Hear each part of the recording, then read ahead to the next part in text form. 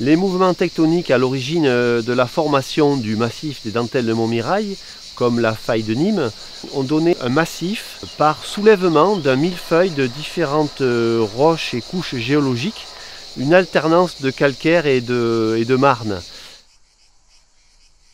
Alors dans cette parcelle, on voit la très forte pierrosité.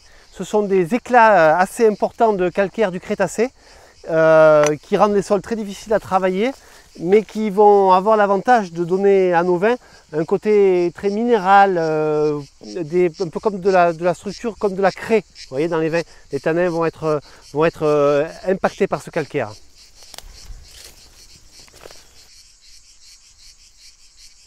Dans de nombreux sols de notre domaine, on a ce mélange d'éboulis calcaires de petite taille, avec les arêtes un peu vives, qui vient se mélanger à l'argile.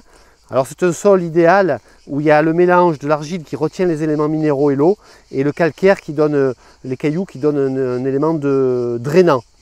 Donc les racines vont pouvoir s'enraciner profondément dans ces sols, et ça fait des bonnes réserves pour les souches d'éléments minéraux et d'eau.